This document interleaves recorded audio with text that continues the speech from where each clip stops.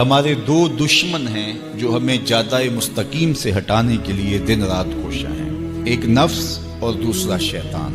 نفس اور شیطان دونوں دشمن ہمیں راہ حق سے ہٹانے کے لیے دن رات جد و جہد میں ہیں اور ہمارے خلاف مساعی جد و جہد اور محنت کر رہے ہیں۔ ان میں جو نفس ہے وہ بڑا دشمن ہے یا شیطان بڑا دشمن ہے؟ عمومی طور پہ تو یہ کہا جاتا ہے کہ شیطان نے ہمیں ورغلا دیا، لیکن شیطان جب خود ورغلایا گیا، شیطان جب شیطان بنا تو اس وقت کوئی دوسرا شیطان تو نہیں تھا جس نے شیطان کو ورغلایا، وہ نفس تھا جو شیطان کو بھی شیطان بنا۔ نفس نے اندر سے سر اٹھا کے کہا تھا نا، انا خیر منہ، میں بہتر ہوں، اور باقاعدہ دلیل کھڑی کر لی اس کے نفس نے، خلقتنی من نار وخلقتہ من طین، مجھے تو نے آگ سے پیدا کیا ہے، اسے تو نے مٹی سے پیدا کیا۔ مٹی افضل نہیں ہوتی، مفضول ہوتی ہے، اور آگ اٹھتی ہے اوپر کو جاتی ہے، یہ افضل ہے، لہٰذا افضل مفضول کو سجدہ کیسے کرے؟ میں سجدہ نہیں کروں گا۔ باقاعدہ اس کے نفس نے ایک دلیل تراشی۔ اللہ اگر چاہتا اس کی دلیل کے بخی و دھیڑ کے رکھ دیتا، لیکن اللہ تعالیٰ نے اس کی دلیل کا جواب دینے کی بجائے کہا جا میرے دربار سے نکل جا۔ اس نے کہا مالک مجھے مہلت دے دے، کہا جا قیامت تک تجھے مہلت۔ اللہ اکبر۔ تو اب شیطان کو شیطان بنانے والا نفس ہے جس نے اندر سے کھڑے ہو کے کہا انا خیر منہ، میں بہتر ہوں۔ اس میں نے شیطان کا بیڑا غرق کر،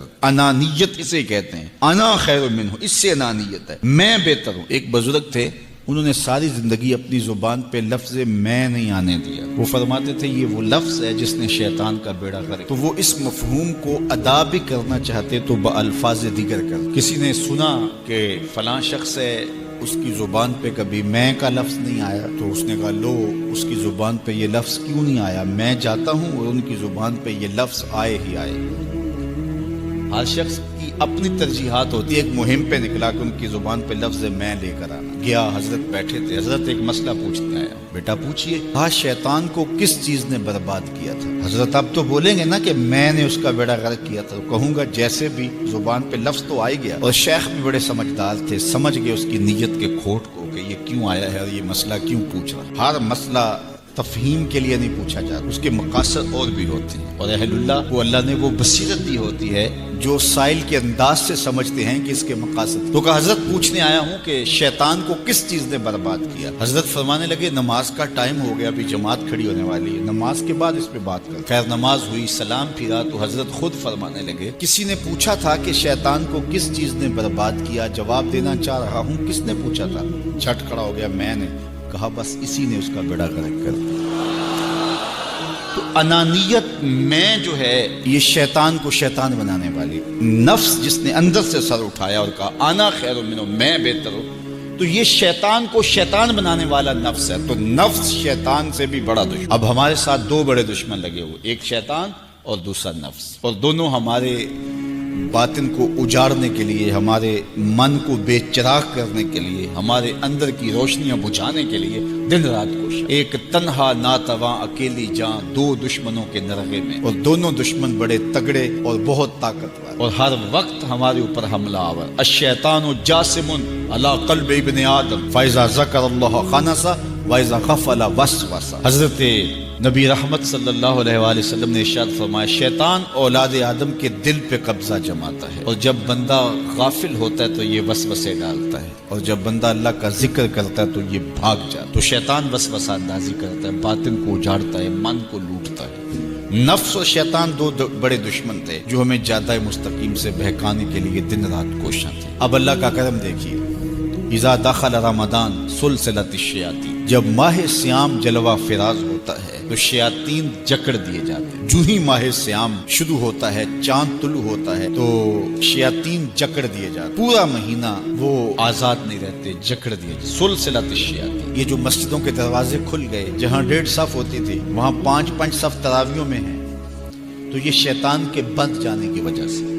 لیکن مہنگائی کا طوفان ہے، بد نگاہی ہے، بد تہذیبی ہے، جھوٹ ہے، دیگر امور بد بھی جاری ہیں، یہ نفس کے موجود ہونے کی۔ نیکی کا ماحول پیدا ہوا یہ شیطان کے بند جانے کی وجہ، لیکن ہماری برائیاں بدستور موجود ہیں یہ نفس کے موجود ہونے کی وجہ سے۔ اب ہمارے لیے آسانی یہ ہو گئی کہ دو دشمن تھے جن کا ہمارے سے مقابلہ تھا، ایک نفس اور دوسرا شیطان۔ ہمارے لیے یہ سہولت ہو گئی کہ ہمارا ایک دشمن باندھ دیا گیا۔ اب دشمن ایک ہے جس سے ہم نے ماہ صیام میں، اور وہ دشمن کون سا ہے؟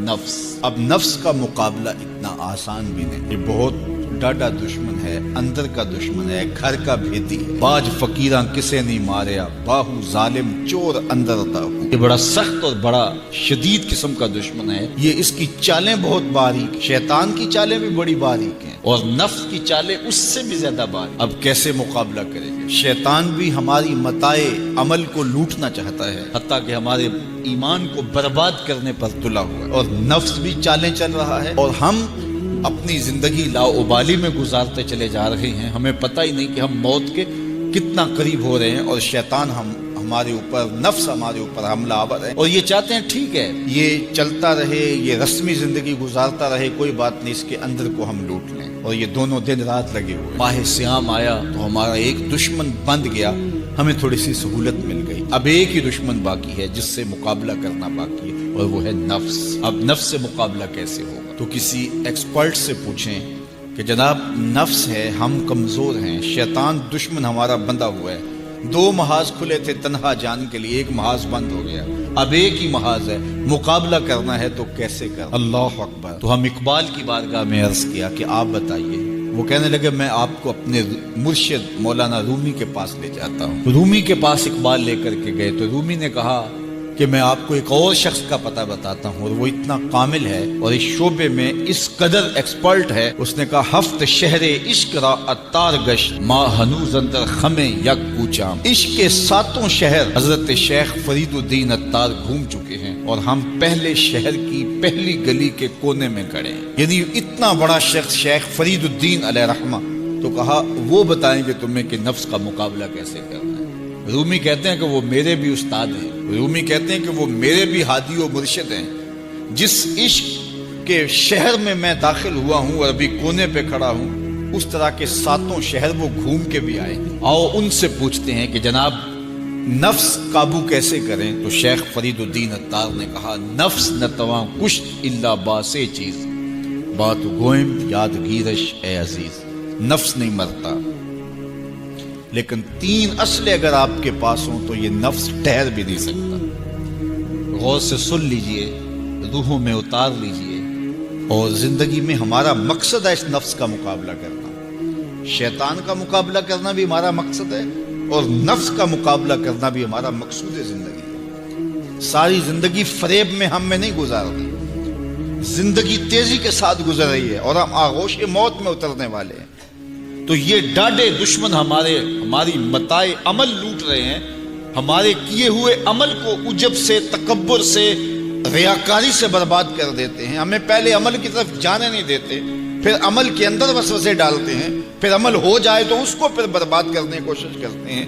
کتنے ڈاڈے دشمن ہیں جن کے درگے میں ہم پھنسے ہوئے ہیں۔ تو پھر ہمیں کوئی بندہ مل گیا ہے جو بتا رہا ہے کہ جناب اس کا مقابلہ ایسے کریں گے، تو پھر آج کی سن لیں ہم اور غور کر لیں اور اپنے اندر اتریں۔ تو شیخ فرید الدین اتار ہمیں بتا رہے ہیں، تو سنیے وہ کیا کہہ رہے ہیں۔ نفس نتواں کشت الا باسے چیز، نفس نہیں مرتا، یہ بڑا ڈاڈا ہے، لیکن 3 اسلحے اگر آپ کے پاس ہوں تو یہ ٹھہر بھی نہیں سکتا۔ وہ 3 اسلحے کون سے؟ خنجر خاموشی و شمشیر جو، نیزائے تنہائی و ترک ہجو۔ ایک خاموشی کا خنجر، دوسرا بھوک کی تلوار، اور تیسرا تنہائی کا نیزہ۔ یہ 3 اسلحے تمہارے پاس ہوں تو پھر نفس ٹھہر بھی نہیں سکتا۔ خاموشی کے خنجر سے نفس پہ وار کیا جا سکتا ہے۔ میرے اور آپ کے آقا و مولا نے فرمایا من سامتا نجا، جس نے خاموشی اختیار کی وہ نجات پا گیا۔ ہماری زندگی کے جتنے بھی برے اعمال ہیں ان میں سے سب سے زیادہ برے اعمال ہماری زبان پر۔